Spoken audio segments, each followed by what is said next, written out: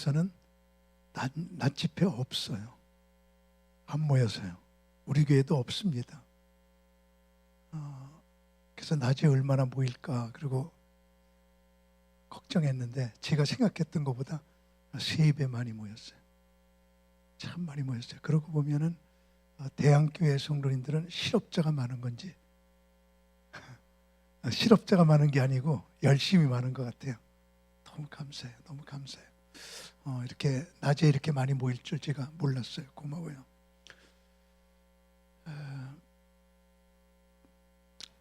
제가요 금년도에는 조금 독특하게 살았는데 제가 이스라엘하고 자주 접하다 보니까 이스라엘에서 지금 그리스도를 믿지 않는 사람들은 메시아를 기다리고요, 예수 믿는 사람들은 예수님을 기다리는데 전부 다 예수님이 곧 오실 것 같다, 그런 징조들을 이스라엘에서는 확연하게 얘기하더라고요. 그래서 그런 것들을 제가 공부하면서 느끼면서 주님 맞을 준비해야 되는구나. 이 세상에서 너무 세상에 집착하면 안 되겠구나. 그래가지고요. 그 깨달은 다음부터는 이제 7월 달은요. 어저께 우리 김상성 선생님 잠깐 얘기했는데 교회 건물 밖에 한 발짝도 안 나가 봤어요. 7월 달은 그렇게 지내요. 7월 1일부터 7월 30일까지는 하여튼 건물 밖에 안 나간다. 그리고 오직 예수님의 재림의 발자국 소리만 듣자. 그리고 지내는데 그러려면 어떻게 해야 되냐면 6월 마지막 주는 이렇게 광고를 해야 돼요. 여러분, 제가 7월 달은 한 발자국도 안 나가니까 저 도와주세요. 근데 여러분의 가정에서 7월 달에 아버지가, 어머니가, 남편이, 아내가 세상을 떠나면 내가 어떻게 이렇게 가만히 앉아 있어요? 가서 장례를 치르고 그리고 같이 슬퍼해 줘야 되고. 그러니까는요, 여러분의 가정에 7월 달에 죽을 사람들은요 다 8월 달로 연기해 줘요. 그 이제 7월 마지막 주에 그렇게 광고를 해 내가. 근데 참 신기해요. 작년도도 그렇고 금년도도 그렇고요. 이상해요. 7월 달에 한 명도 안 죽었어요. 더 이상해요. 작년도 그렇고 금년도 그렇고 8월 첫 주부터 죽기 시작해. 그 참 신기하잖아요.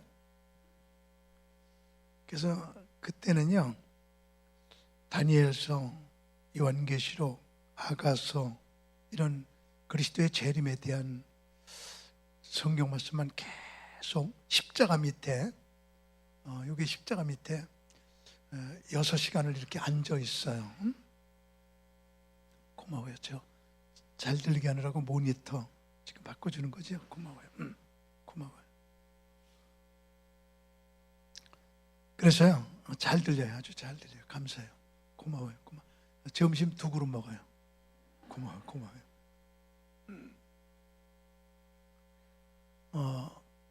하여간 십자가 밑에 이제 우리 교회 여기가 지금 1200석이래요. 목사님한테 물어보니까 1200석이래. 우리 교회가 1100석이에요. 그러니까 우리 교회보다 여러분의 교회가 커요. 100석이 커요. 이만해요, 본당에. 이런 속에서 이렇게 저 십자가 밑에 6시간을 하루에 매일 앉아 있는데 그냥 앉아서 졸기도 하고 성경도 보고 그리고 기도도 하고 이제 매일 하루에 6시간씩 앉아서 그 묵상을 하게 되는데 그때마다 이제 책을 한 권씩 써요.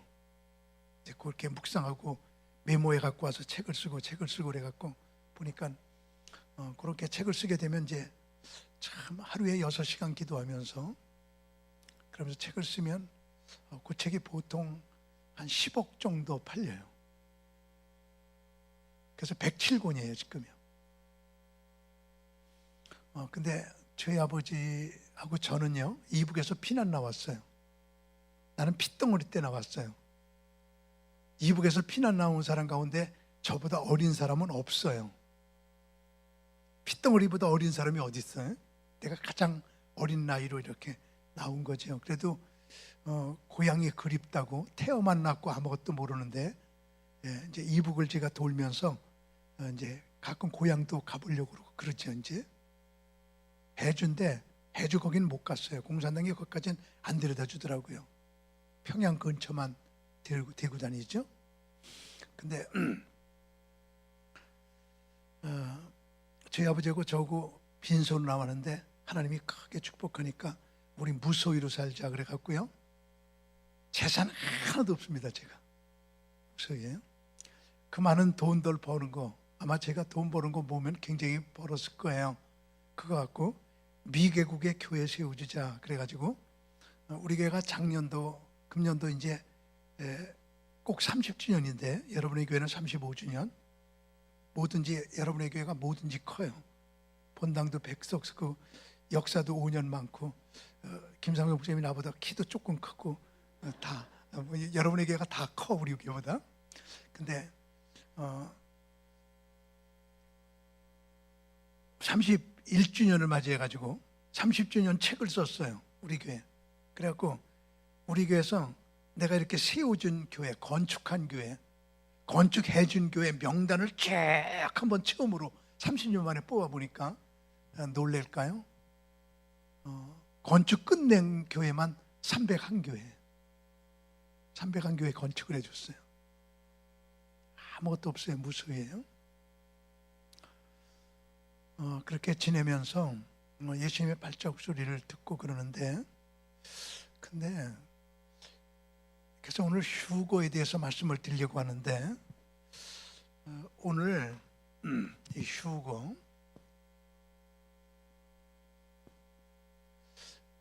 여기다가 휴거라고 쓴 거는 여기다가 뭘 쓸 거라는 예언이야.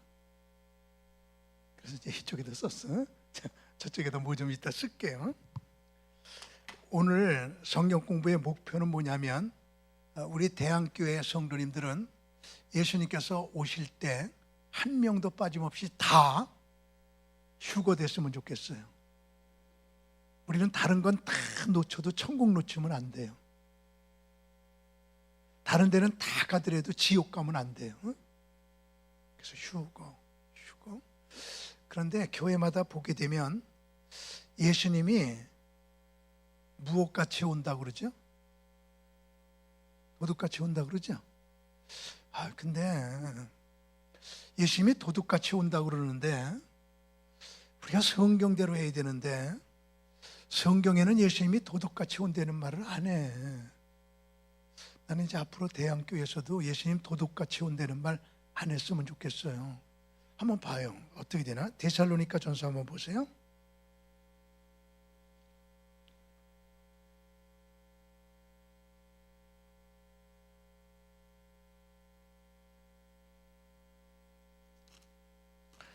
데살로니가 전서 5장 1절 보세요. 예수님이 도둑같이 오는가 과연? 이렇게 말하는 게 맞나 틀리나 한번 우리 보자는 말이에요. 지금까지 못 찾은 사람은 포기하고 옆 사람 걸 같이 봐요. 그게 좋아요. 형제들아 때와 시기에 관하여는 너에게 쓸 것이 없음은 주의 날이 저게 이렇게 떴군요. 저도 적어볼게요. 주의 날이 밤에 무엇같이 와요? 도둑같이 이룰 줄 너의 자신이 자세히 알기 때문이다. 주님이 도둑같이 온다는 말을 했잖아요. 여기 누구한테 한 말인지 그 다음에 한번 보세요. 그들이 편안하다 안전하다 할 그때에 그들이 누군가 봐요. 임신한 여자에게 해산의 고통이 이른같이 멸망이 갑자기 그들에게 이르리니 결코 피하지 못하리라. 예수님이 오실 적에 결코 피하지 못하고 멸망당할 사람들, 예수 안 믿는 사람들이죠. 여기 앉아 계신 고귀한 너무너무 금쪽같이 귀한 우리 대한교회 성도님들은요, 예수님이 오실 때가 가까울수록 앞으로 환난과 어려움과 모든 풍파가 있을수록 우리에게는 축복이에요. 왜냐하면 천국 가는 날이 가까운 거니까. 그 다음에 보세요. 형제들아, 그러면서 말이죠, 결코 피하지 못할 사람들에게는 도둑같이 와, 예수님이. 그런데 바울 사도가 데살로니가 성도들 보고 하는 말이, 대한교회 성도들 보고 하시는 말씀이, 형제들아, 너희는, 여기는 여러분들은 한 분도 빠짐없이 다 어디에 있지 아니하며, 여러분들은 어둠에 있지 않아, 빛에 있어. 지금 세상 사람들은 어둠 속에 있어. 너희들은, 여기는 너희들은 어둠에 있지 아니하며 읽으세요.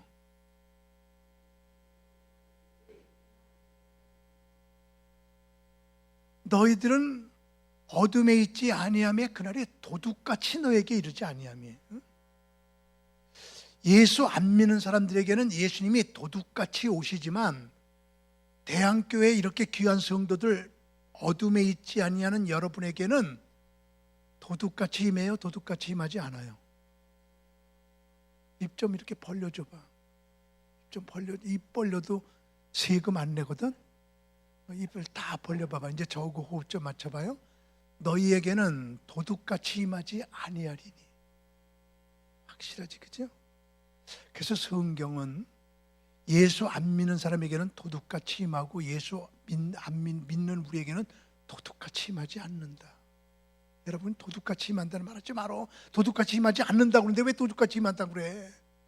성경에 너희에게는 도둑같이 임하지 아니하리니. 확실하게 이해됐으면 아멘 해봐요.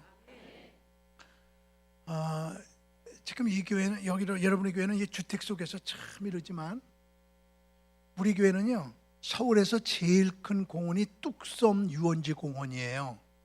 55만 평이에요. 공원이 55만 평이야. 그 가운데 우리 교회가 있는 거야. 그 정원이 우리 교회 정원이야. 하루에 4만 명 내지 5만 명이 와요, 그 공원에. 서울에서 제일 큰 공원이니까. 그러니까 우리 교회는 참 불쌍한 교회지. 거기에 이제 12층이 이렇게 쫙 있고 나니까 도둑들이 얼마나, 우리 교회 참 불쌍한 교회야.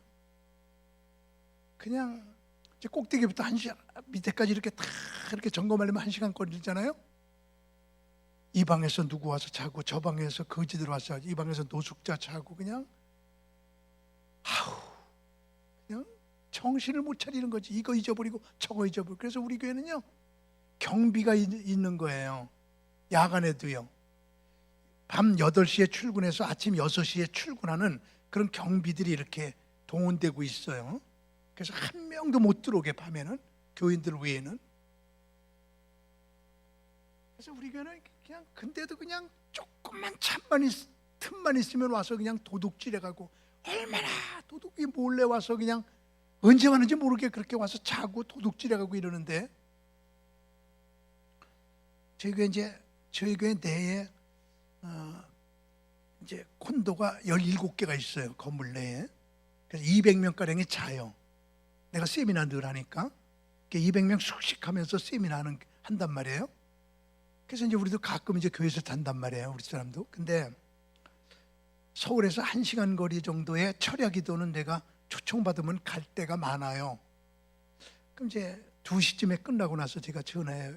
여보, 철야기도 끝났다. 지금 출발해. 1시간 있으면 도착해. 그러면은 한 30분 있으면 전화가 와요. 여보, 어디쯤 와요? 그럼 중간쯤 와. 조금 15분쯤 있다. 어디쯤 와요? 그러면 청담대교. 그러면 이제 청담대교에서는 이제 5분이면 들어가거든요. 여보, 청담대교야. 그러면요, 제가 이렇게 딱 이제 가서 이렇게 발자국 소리가 나면요, 저희 아내가 문을 열고요, 아멘 신랑이요 어서 오시옵소서 이런단 말이야.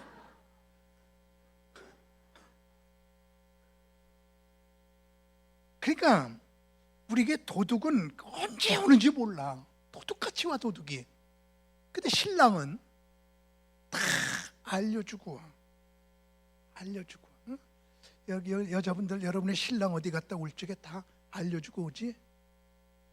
말이 말 같지 않아? 왜 대답을 안 해? 다 알려주고 오지. 언제쯤 올지 알지, 그지? 다 알지. 그건 모르면 신랑이 아니고, 그건 모르면 신부가 아니고, 그건 모르면 아내가 아니지. 어디가 있는지 언제쯤 올지 알지. 예수님은 언제쯤 오실지 우리 안단 말이야. 그렇기 때문에 너에게는 도둑같이 오지 아니하리니. 성경이 말하는 거야. 너에게는 도둑같이 오지 아니하리니. 그래서 제가요 오늘이요 신약의 사건은 구약에 다 예표가 되어 있는데 예수님께서 언제 오실지 모르지만 다 몰라. 여러분도 몰라. 언제 오실지 모르지만 이번에는 아멘 하세요. 확실히 오셔. 믿습니까? 근데 예수님이 오실 때 우리가 다 들림 받아야 되는데 그것을 구약에서 예표로 보여줬거든요. 하늘로 죽지 않고 올라가는 휴거의 예표를 구약에서 2명 비워줬는데 누구하고 누구죠? 엘리야하고 에녹이죠. 그래서 오늘 여러분에게 두 얘기를 했으면 좋겠는데 엘리야처럼 살면 엘리야처럼 휴거돼요. 그 얘기. 에녹처럼 살면 에녹처럼 휴거해요. 그 얘기 두 가지를 드리고 싶은데 너무 시간이 오래 갈 테니까 하나만 할게요. 에녹처럼 살면 에녹처럼 올라가요. 그 얘기 하나만 할게요. 엘리야 얘기는 안 하고요. 자, 방송실 한 번만 창세기 5장 21절 한 번만 더 비춰보세요. 잘 한번 보세요. 에녹은 다 같이 몇 살에? 다 같이 해줘요. 몇 살에? 65세. 지금 김상성 목사님이 65세야. 지금 김상성 목사님이 지금 무드셀라야. 무드셀라가 아니고 그때 무드셀라 아들 낳고 무드셀라라고 이름을 지었어. 65세에 무드셀라를 낳았고 그 다음에 무드셀라를 낳은 후 몇 년을?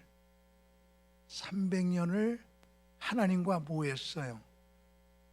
동행하며 자녀를 낳았으며 23절 그는 365세를 살았더라. 마지막 9절 에녹이 다 같이 누구와 동행하더니 그 다음에 읽으세요. 하나님이 그를 그랬죠. 자, 요 얘기 가지고요 오늘 저 여러분에게 이렇게 이야기를 성경 공부를 진행시켜 나갈게요. 에녹처럼 살면 에녹처럼 올라가요. 지금부터 그 얘기 시작을 하거든요. 에녹이 다 같이 몇 살에? 다 같이 좀 해줘봐. 몇 살에? 너무 잘해요. 너무 잘하고 아주 호흡이 잘 맞아서 좋아요. 저 잘하는데 왜라고 그러는 것 뿐이에요. 한 번 더. 몇 살에? 65세에 무드셀라를 아들 낳고 무드셀라라고 이름을 짓고 그때부터 하나님과 동행을 했어. 65세부터 하나님을 동행했어. 그렇다고 하면 아주 확실하게 대답 좀 해봐요. 65세 이전은 동행했다 안 했다? 다시 해야 돼요. 에녹이 65세부터 하나님과 동행을 시작했어. 그러면은 65세 이전은 동행했다 안 했다? 이게 이해가 될 때까지 해야 돼. 이게 너무 중요해서 다시 해야 되겠어? 65세부터 동행을 시작했대 에녹이. 그러면 65세 이전은 하나님과 동행했다 안 했다? 이제 3번 하니까 안 했어, 그지? 그러면은 여기 너무 중요하기 때문이야. 65세에 하나님과 동행하게 되는 사건이 있었음이 틀림없잖아. 아예 내가 65세 이 나이쯤 됐으니까 이제부터 하나님과 동행하자. 그리고 그냥 65세 우연하게 결정한 게 아니고 65세에 하나님과 동행하게 되는 사건이 있었을 거라 이 말이야. 그러니까 우리가 성경에 없으면 이렇게 성경을 이렇게 눈치로 해석을 해야 돼요. 틀리지 않게. 난 눈치 없는 사람 너무 싫어요. 지난번에 목사님들 4명이 이렇게 앉아갖고 밥을 먹는데 4명이. 근데 고기가 4점 나왔어. 근데 앞에 목사님이 2점 먹어. 내가 이렇게 그 목사님을 보면서 아유, 저러고도 목회가 될까? 고기가 4점 나왔는데 2점 먹는 목사가 목회가 되냐? 우리 김상성 목사님하고 같이 이렇게 밥을 몇 번 먹어봤잖아. 우리 목사님은 있잖아, 안 먹어. 그 정도 돼야 총회장이 되는 거고. 우리 성경에 없는 거는 이렇게 잘 눈치를 채야 되거든.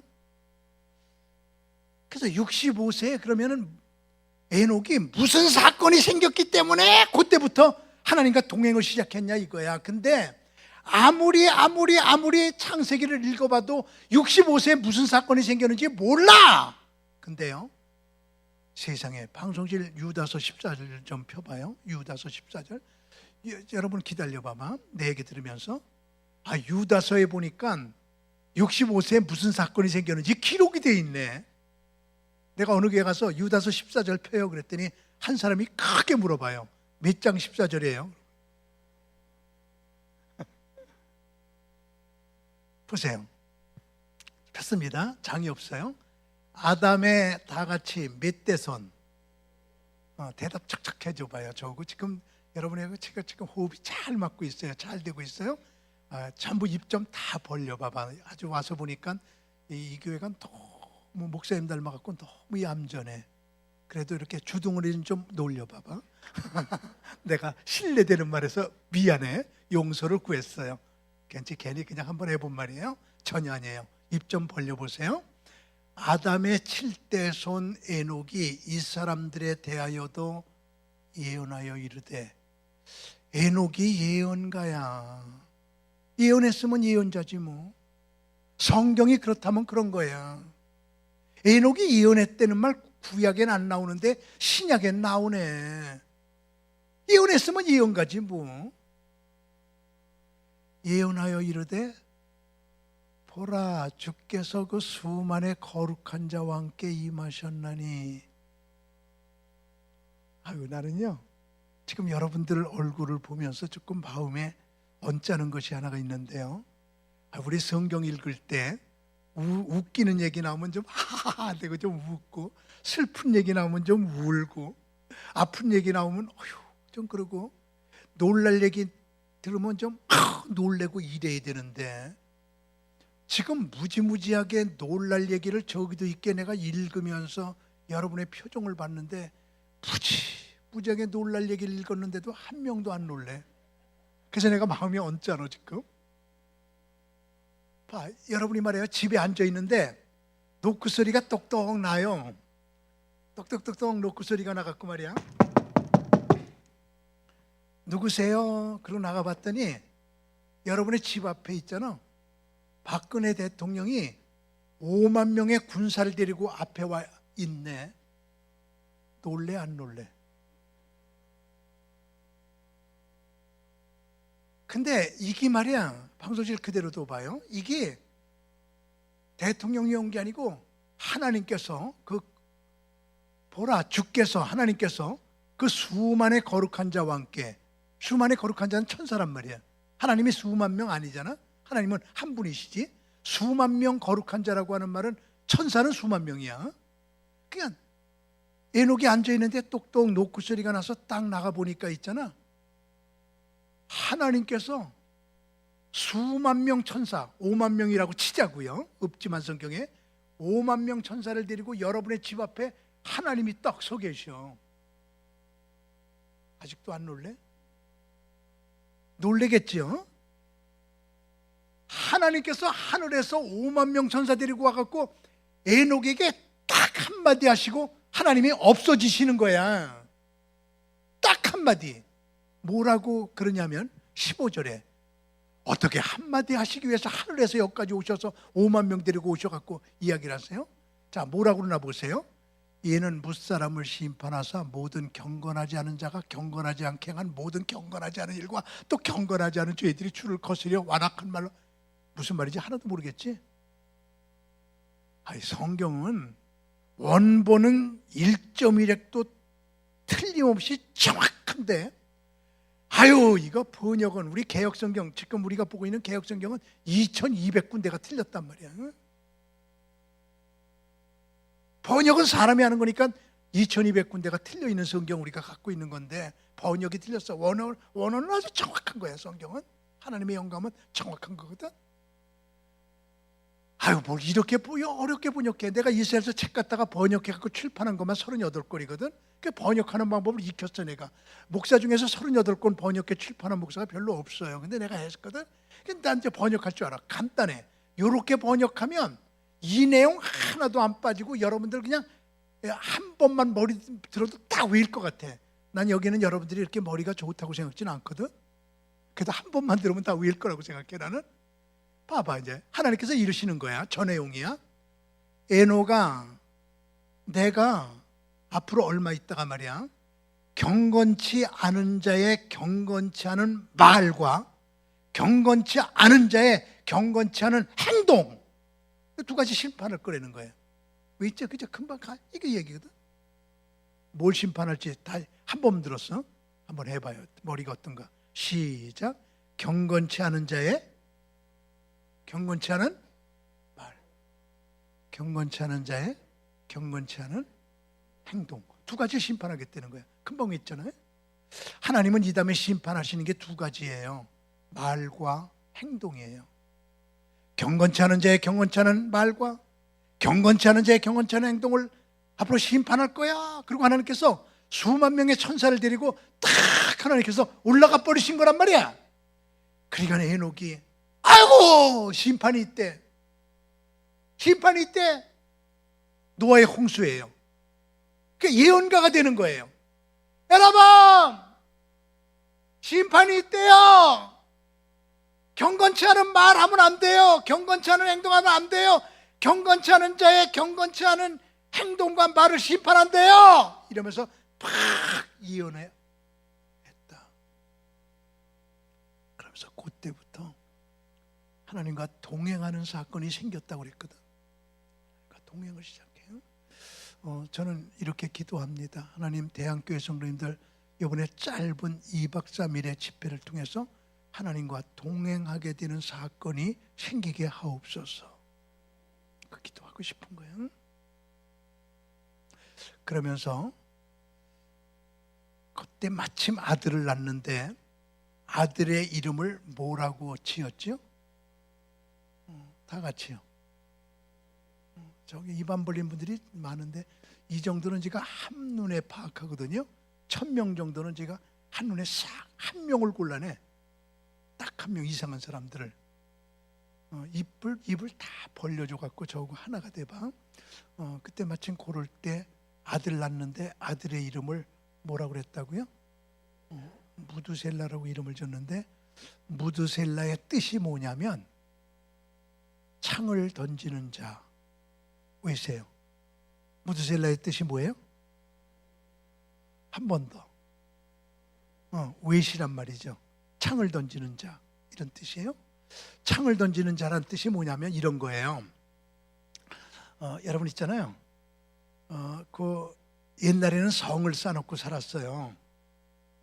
다 적군들이 전쟁 시대니까 그렇게 산 꼭대기에다가 이렇게 성을 쌓아놓고 산단 말이에요. 부산은 성이 있는지 없는지 난 모르겠어요. 서울도 이렇게 남대문, 북대문 게 성 쌓아놓고 사는 거예요. 동대문이기 동서남북의 문을 4개 만드는 거죠. 근데 밖에 밭이 있고 경작지가 있잖아요. 그러면 이제 아침이 되면 문을 열어요. 그러면 다 가서 농사를 지어요. 그리고 이제 저녁 때 되면 들어오면 문을 닫아요. 그런데 혹시 못 들어오는 사람이 있을까 봐 그 옆에 쪽문을 만들거든요. 그래서 늦게 들어오는 사람은 쪽문으로 들어오는데 그 쪽문은요 기어 들어오는 문이야. 이렇게 간신히 한 명씩 기어 들어와. 근데 그 쪽문을 지키는 사람을 무드셀라라고 그래. 창을 던지는 자. 근데 그 무드셀라 창을 지키는 사람은 혼자 지켜도 괜찮아요. 왜냐하면 적군이 밤에 쳐들어와도 쪽문으로 이렇게 기어 들어와. 그러면은 무드셀라가 칼 가지고 그냥 혼자 서 있어도 돼. 이렇게 차례로 들어오는 대로 뭐가지 댕강. 들어오면 또 뭐가지 댕강. 혼자 지켜도 돼. 그게 무드셀라야. 그게 쪽문이야. 근데 낙타를 타고 멀리 갔던 사람이 와보니까 문이 잠겼어요. 그러면은 낙타를 타고 왔던 사람은 이렇게 해요. 저 안에 지금 무드셀라가 있고 동네 사람 다 알잖아. 무드셀라, 나 말이야, 저 대구 갔다 낙타 타고 오니까 문이 잠겼구만. 나 좀 도와줘. 그래서 낙타에 있는 짐들을 다 던져. 다 던지고 낙타가 이제 홀몸이 돼. 그러면 낙타를 밀어요. 그냥 간신히 상처를 받으면서 쪽문을 들어가. 그럼 이쪽에서는 무드셀라가 낙타를 잡아당겨요. 쏙 들어가. 그러면 자기가 기어 들어와서 거기다 짐을 싣고 자기 집으로 가는 거예요. 자, 이제 중요한 얘기 하겠습니다. 그 문 이름이 바늘귀 문이야. 그게 바늘귀야. 그래서 예수님께서 부자가 천국에 들어가기는 낙타가 바늘귀에 들어가는 것보다 어렵다 할 때 그게 바늘귀야. 우리 한국 사람들은 바늘귀 그러니까 바느지라는 바늘에 그 귀에 그 구멍인 줄 알고 거기 어떻게 낙타가 들어가냐. 모기도 못 들어간다. 지금도 이스라엘에 그 바늘귀 문이 그대로 지금도 있는 데가 굉장히 많고, 예루살렘의 성에도 지금도 예루살렘 성에도 문들이 이렇게 쭉 있잖아요. 그 옆에 바늘귀 문들이 다 있어. 지금도 가면 이제 볼 수가 있어요. 그 바늘귀 문을 지키는 사람이 그게 바로 무드셀라예요. 제가 이런 얘기 좀 해볼까요? 우리 한국에서 이스라엘의 문화를 모르기 때문에 성경을 해석 잘못하고 있는 게 많아요. 예를 들면 예수님이 잡혀 죽으시던 밤에 가야바 법정에서 이렇게 재판을 받으시는데 베드로가 이렇게 따라가는데 계집종이 말이에요. 불째다가 너도 한 패지? 나 예수 몰라요. 예수님 모른다고 몇 번 부인하죠? 3번을 부인하죠. 그죠? 3번 부인해. 그때 3번 딱 부인하고 나니까 그때 다 같이 아시는 분이요. 뭐가 울었더라? 닭이 울었더라. 그러니까는 꺾여 하고 닭이 울은 걸로 알고 있지? 그렇게 이스라엘의 문화를 모르니까 꺾여 하고 닭이 울은 걸로 알아. 그게 아니고 그 닭 꺾여 그게 울은 게 아니야. 그게 뭐냐면 성전에는 24,000명 제사장들이 일을 하는데 한꺼번에 24,000명이 일하지 않아요. 1,000명씩 24팀이야. 역대상에 나오지요. 그래서 1,000명씩 한 주씩 일해요. 그러면 24주간이야. 한 번 교대하면 48주간이에요. 4주 남아요. 1년은 52주니까 6월절 주간, 대속죄절 주간, 초막절 주간, 그리고 하나는 77절 주간. 이렇게 4주간은 24,000명이 다 한꺼번에 근무를 해요. 왜냐하면 이스라엘 백성들 전체가 모이는 절기니까. 그래서 예루살렘이 꽉 찰 때 24,000명도 다 와서 같이 근무를 하게 되는데, 그때는 새벽마다 제사를 드리거든요. 지금 말하면 새벽 기도를 드리거든요. 그 새벽에 성전 꼭대기에서 24,000명 제사장들아 모여서 새벽 기도하자. 그리고 또 하고 따다다다 하고 기상나팔이지. 나팔 부는 사람이 절기마다 있는데 그 나팔 부는 사람, 그 사람을 수탉이라고 그래. 그 사람이 수탉이야. 수탉이 나팔 부는 걸 보고 닭이 울었다고 그런 거야. 그걸 보고 꼭 기억하고 닭이 울었다고 그러는 거야. 그러니까 우리가 이스라엘의 문화를 모르면 성경 해석이 잘 안 되는 것들이 그렇게 많은 거예요. 근데 그 얘기는 딴 얘기고요. 무드셀라가 이렇게 지키고 있는데, 근데 성경에 보세요. 아수르가 쳐들어왔다, 바벨론이 쳐들어왔다, 애굽이 쳐들어왔다 그럴 때는 성경 봐봐. 보통 10만 명 이상이 쳐들어와. 근데 성은 1,000명, 2,000명 산단 말이야. 그럼 10만 명이 쳐들어왔는데 1,000명, 2,000명, 그 중에는 여자들도 있고 아이들도 있단 말이에요. 노인도 있단 말이에요. 성에서 다 같이 사니까. 그럼 뭐 이건 보나마나 치는 거니까 무드셀라가 이렇게 지키고 있는데 보니까 10만 명이 쳐들어와. 이 성에는 보통 1,000명, 2,000명 사는 거거든요. 우리 있잖아요. 재미있는 역사 있죠. 우리 백제가 망할 때 의자왕이죠. 저 부여죠. 그때 부여의 부소산성이죠. 그때 낙하하면서 몇 궁녀가 빠져 죽었어요? 3,000궁녀가 빠져 죽었다 그랬잖아요. 거기 가봤어요? 3,000명 못 살아. 그 성에 3,000명 못 살아. 3,000명, 여자들만 또 3,000명 사냐? 아이고, 조그만 성이에요. 보통 1,000명, 2,000명 이렇게 사는 성이야, 성들이. 그리고 그 낙하메고 3,000명의 여자가 자살했다. 지구상에 있지, 한 남자가 3,000명 여자 데리고 산 남자 지구 역사상 한 명도 없다. 그리고 3,000명의 여자가 한꺼번에 자살한 사건도 한 번도 없다. 내 고등학교 때 짝이 고대 역사학과를 졸업하고 지금 고등학교 역사 선생님이에요. 요즘에 논문이 새로 나왔어요. 그 논문을 내게 주는 거예요. 보니까 있잖아. 아유, 3,000궁녀가 빠져 죽은 게 아니고 3,000명이 빠져 죽은 게 아니고 그때 궁녀 하나가 탁 자살해 죽었는데 그 궁녀의 이름이 3,000이래.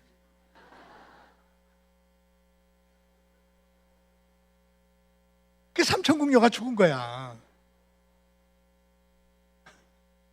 아니, 논문이 나왔다니까. 그게 농담이 아니고 그렇게 역사가 밝혀졌다니까. 거기 3,000명 못 산다니까. 한 남자가 3,000년 여자 데리고 산 적도 없고 3,000명의 여자가 한꺼번에 자살한 사건 지구상에 없다니까. 그 성에는 조금 살고 있는데 10만 명이 쳐들어오게 되면 무드셀라가 의논도 없이 창을 던지는 자. 10만 명 앞에서, 쳐들어온 사람 앞에서 창을 탁 던져. 그게 무드셀라야. 그럼 뭐예요? 항복. 전쟁하지 않을 테니까 우리 죽이지 말아요. 그 얘기야. 그럼 문 열어. 그럼 문 열면 노략질하겠죠. 전리품을 취하겠죠. 또 불도 질르겠죠. 몇 명을 죽이긴 하겠죠. 그러나 다 죽이진 않겠죠. 그럼 다 살리기 위해서 무드셀라가 결정하는 거거든요. 그래서 무드셀라가 손을 들면 그 성은 끝나는 거야. 성문 열어주면.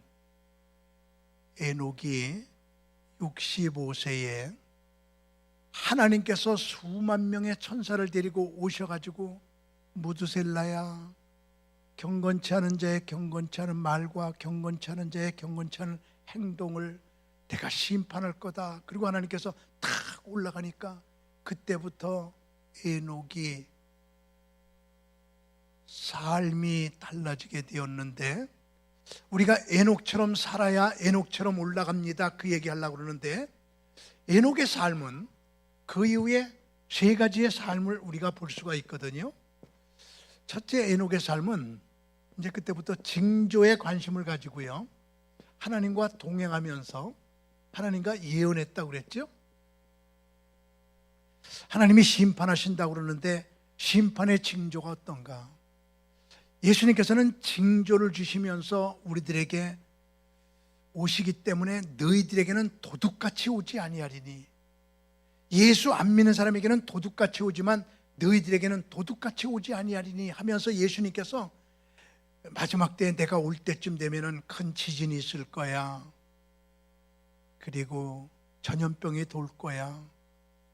하나님을 대적하는 자들, 거짓 선자들이 많이 나타날 거야. 세상에 기근이 있어. 형제와 형제의 싸움이 있어. 많은 불법이 성행할 거야. 등등. 예수님께서 내가 올 때쯤 되면 이런 징조가 있다, 이런 징조가 있다, 이런 징조가 있다라고 주님께서 그렇게 많은 징조를 가르쳐 줬기 때문에 그런 징조에 관심을 가지면서 요때쯤 되면 주님 오시겠구나, 요때쯤 오면 주님 오시겠구나. 그런데 가장 큰 징조가 뭐냐면 하나님께서 천지창조 넷째 날 해, 달, 별을 만드셨거든요. 근데 해, 달, 별을 만드신 것이 우리에게 광명을 주고 낮을 만들고 햇볕을 통해서 우리 다 이렇게 건강하게 하고, 그러려고 하나님께서 해를 만드신 것은 두 번째 목적이고, 하나님께서 해, 달, 별을 만드신 첫 번째 목적이 징조를 보여주려고요. 해를 통하여, 달을 통하여, 별을 통하여 징조를 보여주려고, 예수님 오시는 징조 보여주려고 그랬다고, 창조했다고 성경이 말하거든요. 우리 방송실 있잖아요. 창세기 1장 14절 좀 쳐봐요. 여러분은 제 얘기 들으면서 나오면 봐봐요. 하나님께서 해달별을 만드신 게 징조 때문이다. 한번 외세요. 시작. 보세요. 하나님이 이르시되 넷째 날 얘기입니다. 하늘의 궁창에 광명체들이 있어. 하늘의 광명체는 해달별입니다. 광명체들이 있어 낮과 밤을 나누게 하고 그것들로 다 같이, 첫 번째가 뭡니까? 징조. 두 번째가 계절을 이루어요. 세 번째가 날, 네 번째가 해를 이루게 하라. 이 해달별을 통하여서 하나님께서 제일 먼저 목적하신 게 징조예요. 성경에 나오잖아, 징조. 해달별을 통해서 하나님이 징조를 주려고. 그래서 여러분과 해달별을 통해서 예수님이 오시는 징조를 봐야 돼. 근데 하나님께서 만약에 말해요, 저에게 예수님께서 언제 오신다라고 계시해 주시면 제가 막 에녹처럼 예언하겠죠. 그러면 제 예언을 들은 사람은 알아. 내가 이거 안 되겠다, 한 교회 가서 강의하고 저 교회 가서 붕의하면서 알리면 안 되겠다, TV에서 한꺼번에 얘기했다 그러면 TV에서 강의하면 TV 들은 사람만 알아. 보지 못한 사람은 못 봤어. 사람에게 주면 아무리 노력해도 몇 명만 알아. 근데 해달별에게 징조를 주면 지구상에 있는 사람들 있잖아요, 한꺼번에 다 알아. 한꺼번에 다 알아. 그러니까 하나님께서는 해달별을 통해서 징조를 주는데, 예수님이 오실 때쯤 되면 해가 어두워지고 달이 핏빛이 되고 별이 떨어지고, 예수님께서 하신 말씀이란 말이야. 이런 때가 되면 내가 올 때가 가까운 줄 알아라. 그때면 가까운 줄 알아라. 이러고 주님께서 말씀하셨거든요. 예수님의 입으로요. 지금 독일에서는 참 이상한 녹음기가 지금 발명될 찰나에 있다고 그러는데, 세상에 이런 녹음기를 만든대요. 지금 제가 이렇게 여러분에게 성경 공부하는 거, 어쩌면 이렇게 여러분의 교회가 이렇게 좋은지 몰라요. 한 명도 지금 좋은 사람이 없어. 다른 교회 같으면 요 정도 되면 4-5명은 좋을거든. 한 명도 없어. 좋으려고 하는 사람만 둘 있어 지금. 근데 아직 좋을진 않아. 깜빡깜빡하는데 참, 여러분 설교 듣는 자세가 너무 좋아. 그래서 내가 성경 공부하기가 참 좋아요. 근데 말이에요, 참 말씀을 잘 듣고 있어서 내가 성경 공부시키기가 너무 이렇게 좋은데, 독일에서는 있잖아, 내가 지금 이렇게 설교하는 거 지금 녹음되는지 안 되는지 난 몰라. 근데 나중에 들을 수 있잖아. 근데 독일에 발명되는 녹음기는 있잖아, 옛날 사람들이 한 말을 찾아내 갖고 녹음한대. 그런 녹음기를 지금 만든대. 앞으로 이순신 장군의 DNA 찾아갖고요, 이순신 장군이 한 말을 공중에서 지금 사라진 거 잡아내 갖고 녹음한대. 앞으로 세종대왕 말도 녹음한대. 앞으로 케네디 말도 녹음할 거예요. 그 한 말도. 앞으로 예수님께서 갈릴리 해변을 도시면서 예루살렘을 도시면서 말씀하셨던 거 다 찾아내가지고, 그래가지고 녹음할 시대가 온대. 그때 되면 예수님이 하신 말씀 그대로 우리가 들을 수 있는데, 지금은 그 녹음기가 아직 발명되지 않았기 때문에 성경으로 알아야 돼. 예수님 말씀을 성경으로 봐야 돼. 근데 있잖아요, 예수님께서 이런 때쯤 되면 온다, 이런 때쯤 온다 그랬는데, 마지막 때가 되면은 해가 빛을 잃고 달이 핏빛으로 변하고 그랬는데, 부산에서는 아시는지 모르겠는데 지난 추석날 예루살렘에 달이 떴는데 핏빛의 달이 떴어. 지금 예루살렘 난리들이야. 빨간 달이 떴어, 핏빛에. 혹시 지금 얘기한 거 들었거나 아시는 분 한번 아멘 해봐요. 오, 저쪽에서 아멘만. 들었잖아. 난리들이야 지금 이스라엘이. 금년이 모세 홍해 갈른지 꼭 3,500년 되는 해거든요. 지금 난리된 데 있어요. 그게 달이 핏빛으로 변했다. 그렇게 돼 있거든요. 근데 요한계시록을 보게 되면 요한계시록은 7인 7나팔 7대접. 시작. 7인 7나팔 7대접. 이것이 요한계시록의 구조거든요. 근데 첫째 나팔을 천사가 떠 부니까 별이 땅에 떨어져 3분의 1을 죽이고, 두 번째 나팔 또 부니까 바다에 떨어져 별이, 운석이지, 별 떨어지는 돌을 운석이라고 그래. 운석이 바다에 떨어져 3분의 1이 죽고, 또 하고 세 번째 나팔을 부니까 강에 운석이 떨어져 별이 떨어져 3분의 1이 죽고, 쭉 나팔 재앙은 3분의 1을 죽이는 재앙이야. 그리고 첫째 대접을 쏟음에 땅에 3분의 2가 죽고 다 죽여.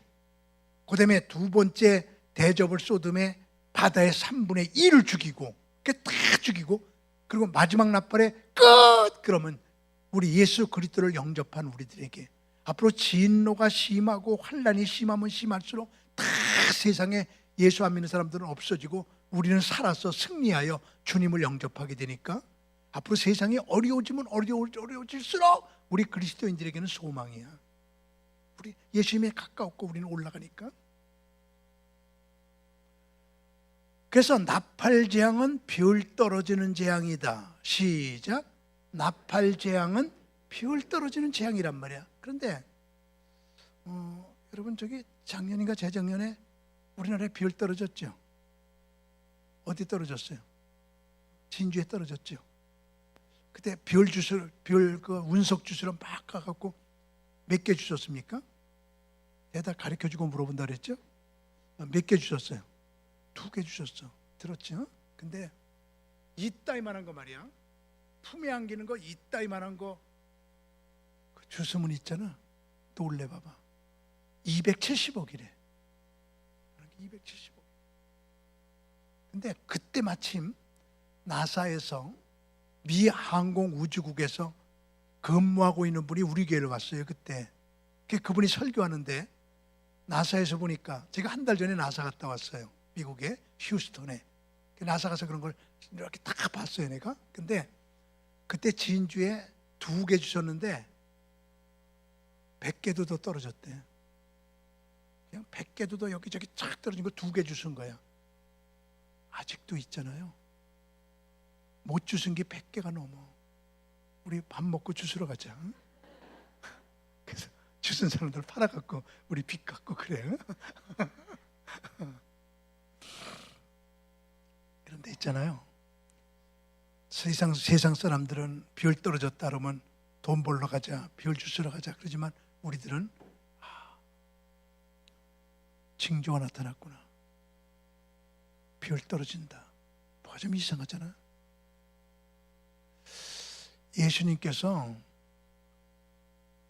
마지막 때 징조에 대해서 많이 얘기한 게, 마지막 때가 되면 전염병이 돌리니, 전염병이 돈다. 근데 대답 좀 해봐요. 금년도에 우리나라는 메르스 10년 전에 없었죠. 그죠? 처음이죠. 작년에 에볼라 처음이죠. 지금부터 20, 30년 전에 대답해봐요. 구제역이라는 말 있었어요? 없었어요? 없었지.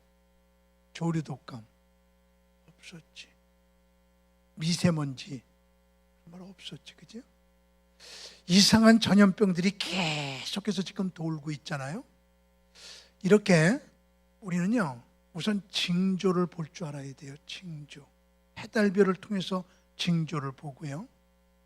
그래서 저는 우리 대한교회 성도님들은 언제 주님 오실지 모르지만 꼭 오실 분이기 때문에 우리 에녹처럼 살아가야 돼요. 아멘. 에녹처럼 살면 에녹처럼 올라가게 되니까 우리가 에녹과 같은 삶, 항상 이렇게 징조를 보는 삶.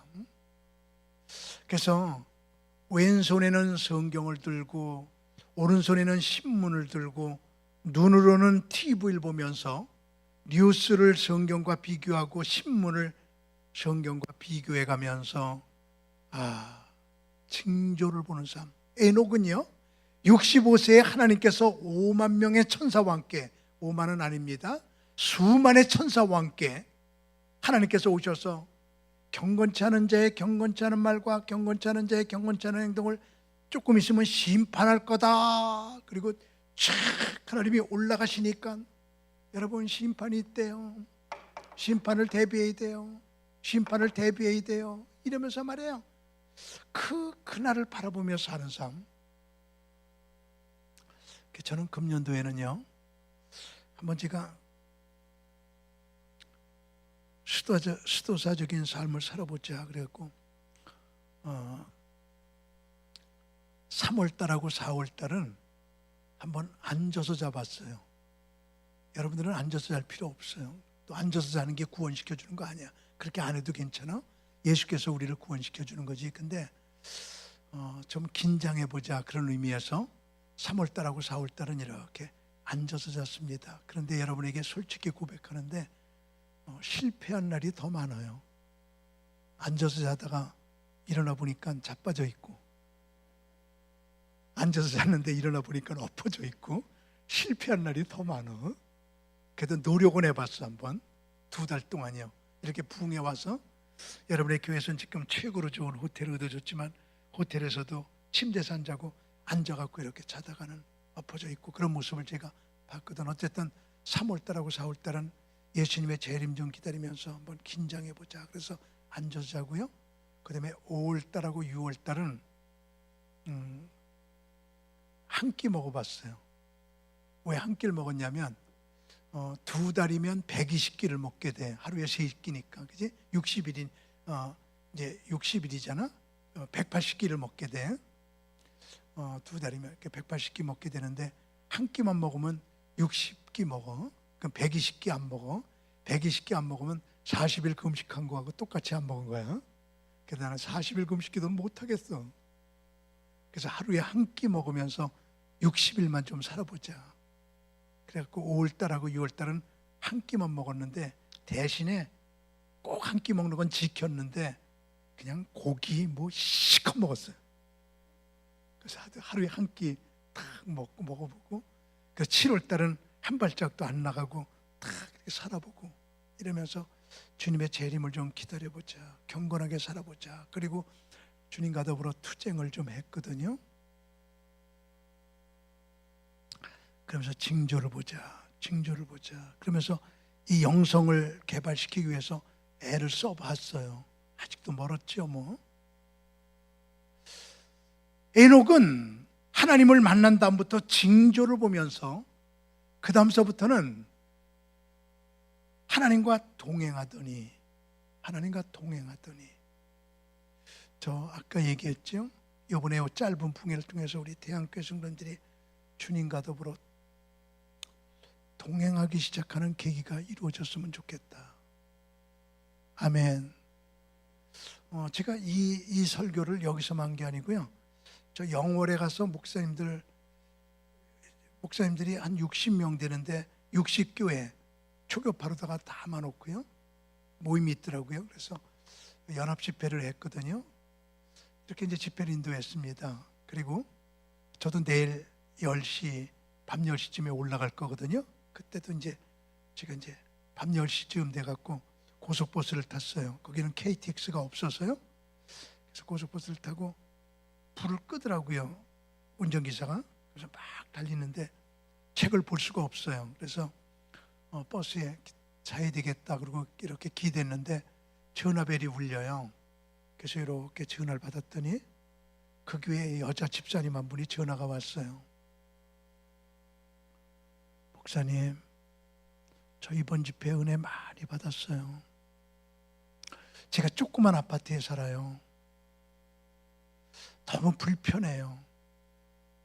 그래서 큰 아파트에 가려고 먹지도 않고 입지도 않고 쓰지도 않고 알뜰살뜰 막아주고 큰 아파트로 갈 돈이 생겼어요. 저 이번에 부흥회 끝나고 나면 아파트를 찾으러 다니려고 준비하고 있었거든요.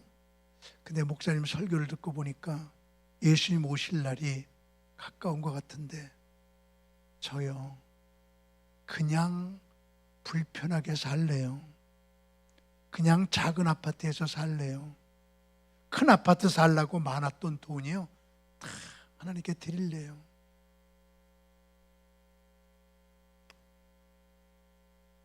그 전화를 받고 나니까 며칠 동안에 피곤하게 설교했던 게 싹 가시는 것 같아요. 나 불편하게 살래요. 큰 아파트 살라던 돈 하나님께 드릴래요. 예수님만 기다릴래요.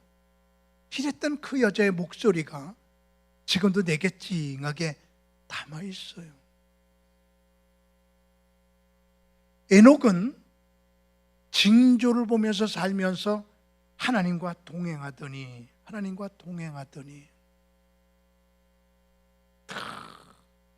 동행하는 삶.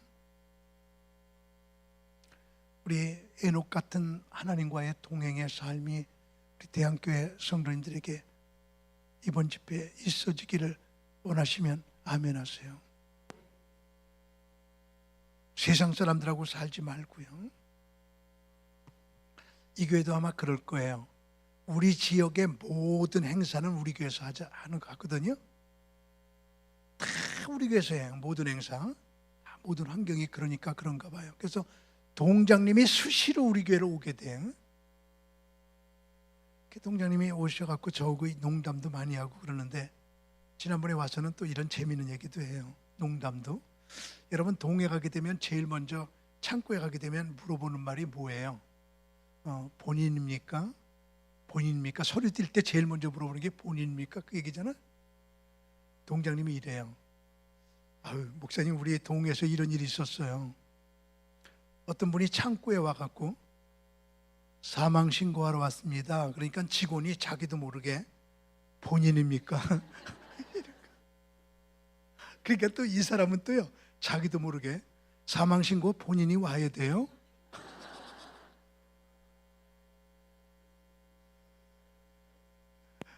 이런 에피소드가 있었다는 얘기도 하면서 목사님 요즘에요 얼마나 세상이 어지러운지 몰라요. 하나님하고 같이 사는 게 얼마나 좋은 건지 몰라요. 예수 믿는 동장이거든요. 에녹은 징조를 보면서 하나님과 동행하더니 하나님과 더불어 살더니 그런 은혜가 여러분에게 있기를 원합니다. 동행해라. 혹시 여러분들 이스라엘 백성들을 보게 되면은 이스라엘 백성들 머리에다 이렇게 뭐 올려놓은 거 그거 사진으로 보거나 직접 가보거나 보신 적이 있으신가요? 여기다 뭘 올려놔. 그거를 야르물키라고 그래요. 시브리 말로는. 영어로는 키퍼라고 그래요. 그리고요 이스라엘 백성들 정통 유대인 보면 여기에 이렇게 머리에 여기는 깎지 않고 여기 따내린 거 혹시 본 사람이 있으면 한번 아멘 해봐요. 많이 봤군요. 이스라엘 백성들 야르물키를 쓰고 여기에 이렇게 머리를 따내리고 그리고 성경을 읽을 때 보면은 앞뒤로 이렇게 흔들어 이러고 읽어 성경을. 여기 유대인들이에요. 성경을 왜 이렇게 흔드냐면 이유는 성경의 시편에 제일 많이 나오는 말이 여호와 앞에 떨지어다. 이게 하나님 말씀인데 어떻게 하나님 말씀을 그냥 읽냐 그래갖고 떨면서 읽는 거야 이렇게.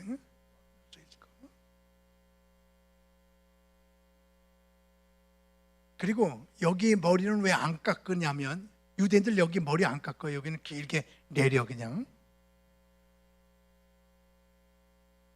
보리 농사를 짓게 되면 10분의 1은 하나님께 드리고 10분의 8은 걷어오고 10분의 1은 구덩이에 남겨놓지요. 누굴 위해서요?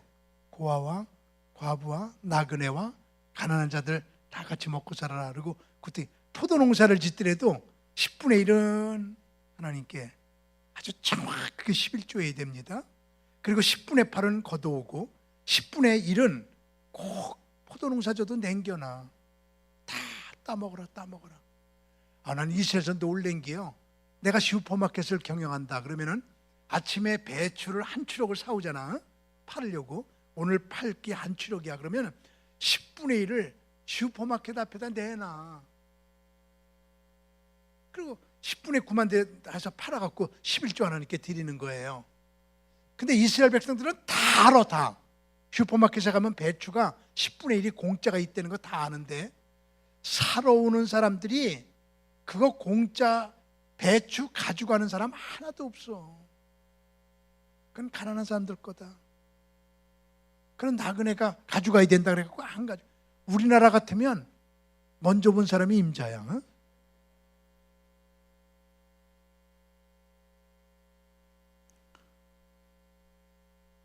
그래서 이스라엘 백성들은 무엇하든지 구퉁이 냉기거든.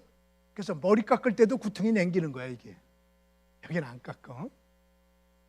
그리고 여기다가 야르물키를 올려놓는 거는, 모자 같은 걸 이렇게 빵떡 같은 거 이렇게 올려놓는 이유는 내 위에 하나님이 계십니다. 내가 하나님과 동행하겠습니다. 그런 믿음의 고백이에요. 그래서요, 여러분들 그렇게 될지 모르겠는데 이스라엘 백성들은요, 이제 이렇게 길러갖고 애가 철날 때쯤 되면 제일 먼저 교육이 뭐냐면, 참 희한한 민족이야. 철날 때쯤 돼서 제일 먼저 교육이, 아버지 어머니가 아들 딸을 데리고 그 철날 만한 애를 데리고 나무 위에다 올려놔요. 올려놓고 떨어져, 아빠 엄마가 받을게. 그리고 밑에서 이러고 있어. 그러면요, 아빠 엄마가 받는다 그러니까 그냥 나무 위에서 퍽 떨어지면 말있잖아, 안 받아. 그냥 깨구락지처럼 그냥 팍 고꾸라져. 아야야야, 아빠 왜 받는다고 안 받아? 왜 엄마 받는다고 안 받아? 이러면 일어나봐. 먼저 털어주면서, 앞으로 인생을 살면서 너는 사람 믿지 마. 아빠 엄마도 믿지 마. 이번에는 아멘에 하나님만 믿어. 철나자마자 첫 번째 교육이 나무 위에 떨어뜨리는 교육이야. 여러분들도 여러분의 자녀 떨어뜨려. 나무에 올려놓고 다 받아주지 말고 그냥 아파할 때 아무것도 믿지 마. 아빠 엄마도 믿지 마라. 사람 믿지 마라. 오직 하나님만 믿어. 이러고 교육시키는 게 이스라엘 백성들이거든. 그래서 그때부터 하나님과 동행하더니, 하나님과 동행하더니.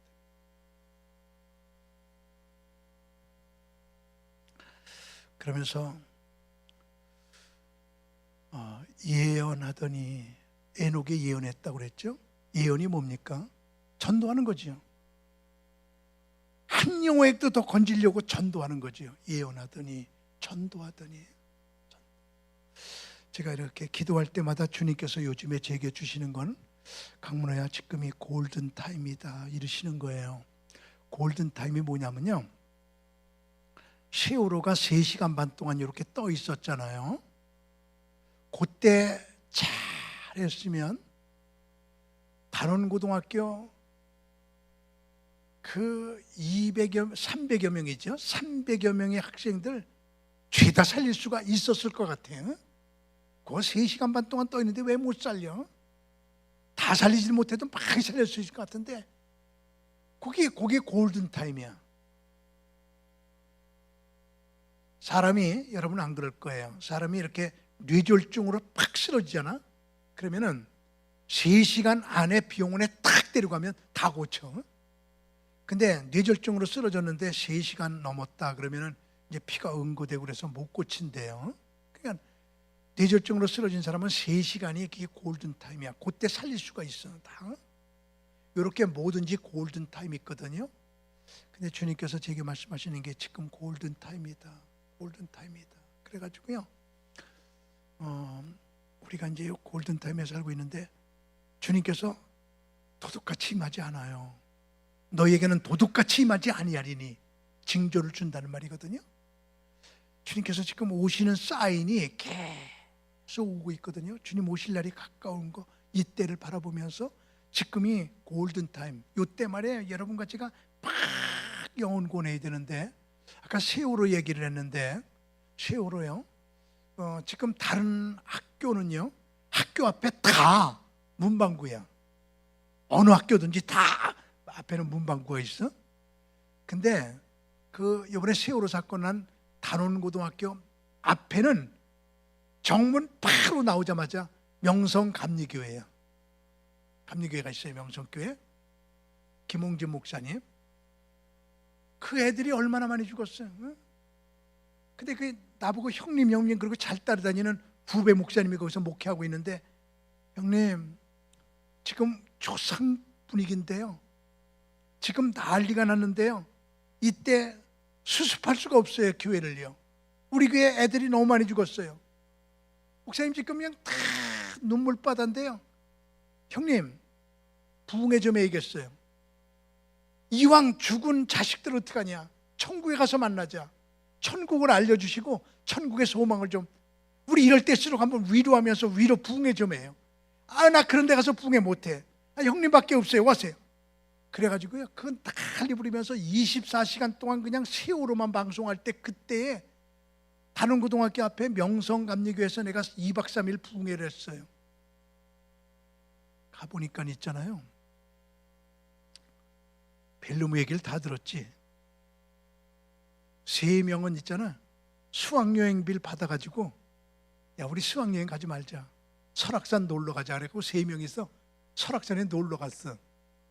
놀러 갔다가 이제 사고 난 것도 모르고요, 시카세이서 놀다가 돌아온 데는 그 시간에 자기도 싹 돌아와야 눈치 안 채잖아, 부모가.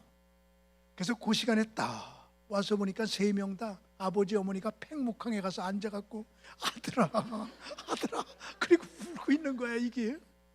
그래서 그 앞에 3명이 가서 아빠 엄마 이걸 죽여 살려, 수학여행 가고 도망갔다 올. 한 애는 고등학교 2학년인데 골초야. 하루에 담배를 한 개씩. 그때가 아침 먹고야 8시 반.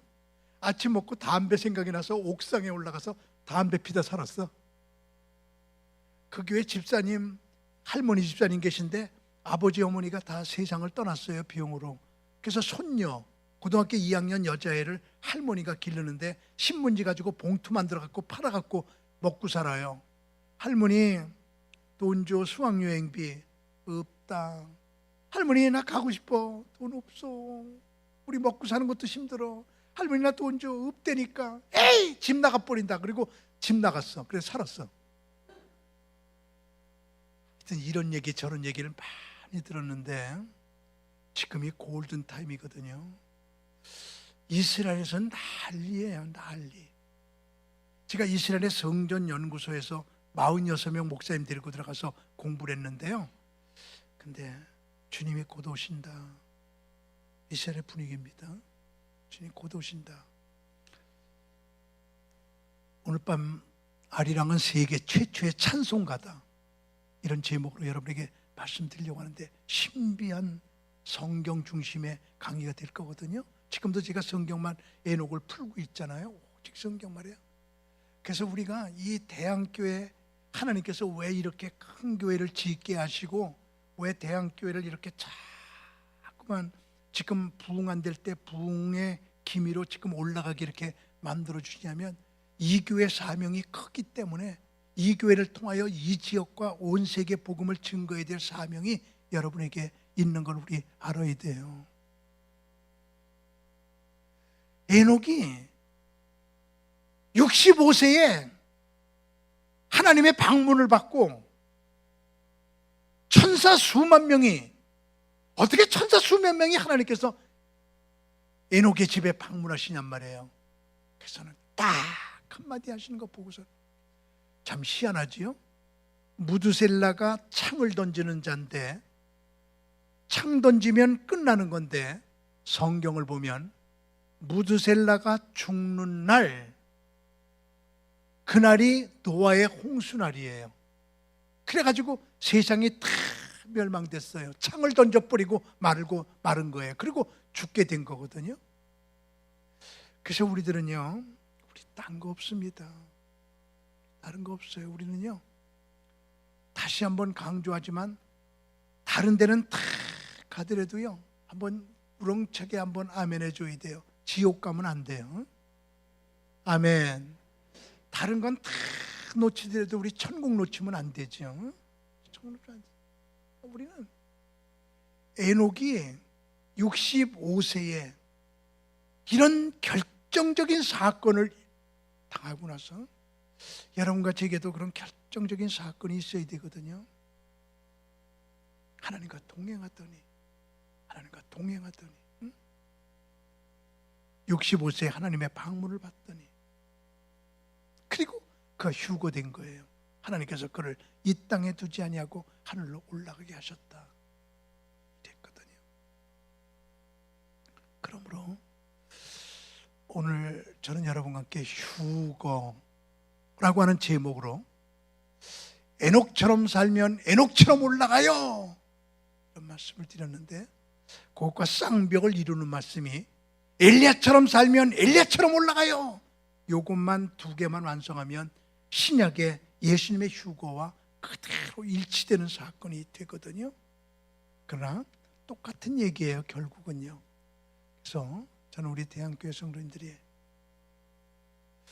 에녹의 삶을 바라보면서 우리 이 교회를 통하여 이 지역뿐만 아니라 부산의 전 지역에 수많은 영혼들이 구원돼서 예수님께서 오시는 그날 다 들림받는 그런 은총이 여러분 교회 통해서 이 지역사회 부산에 있게 되기를 주님의 이름으로 축원합니다.